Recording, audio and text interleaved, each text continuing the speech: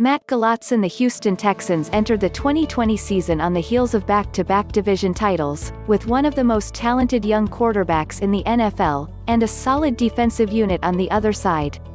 As with any other NFL team, the roster was without its holes. But, with that said, there was a legitimate case to be made for Houston to win its third straight division title, and make its fifth playoff trip in 6 seasons.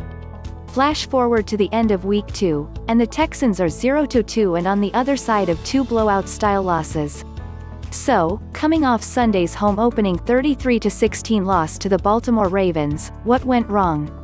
Read more, Ravens Shred Texans, 33-16. Sports Illustrated. The simple answer is that they ran into a buzzsaw, going up against arguably the 2 clearest favorites to represent the AFC in this year's Super Bowl. But we all expected more than this, didn't we? That answer is not so simple. On paper, the Texans are right where they should be. After all, they were underdogs in both matchups and faced a couple of MVP-winning quarterbacks. However, it is not the actual losses, but the way these games have played out that have most of us scratching our heads. Over the last 2 matchups, Houston hasn't just gotten beaten. They have often looked nearly inept on both sides of the ball. Through 2 weeks defensively, they have given up nearly 400 yards rushing, almost 800 yards of total offense, and 61 points. Offensively, they have failed to find any consistency in the running game or in the passing game. Receivers have struggled to gain separation, and run blocking has been suspect. In pass protection, Deshaun Watson, who the Texans just paid $40 million per year, has been sacked 8 times and taken 21 additional hits on 76 dropbacks. And that doesn't include the hits he has had to take on scrambles and other runs. On Sunday against Baltimore, all those issues were exacerbated, and at times, it was brutal to watch.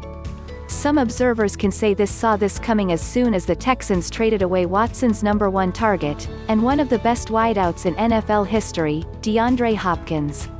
The Texans' wide receiver core is still a talented one, but without Hopkins, they lack the dominant outside threat that most quarterbacks need to be successful in this league. That is a moot point now, unfortunately. The trade is done, and Hopkins obviously did not play defense. So Houston is going to have to find a way to rectify this project, and in a hurry. So where do the Texans go from here?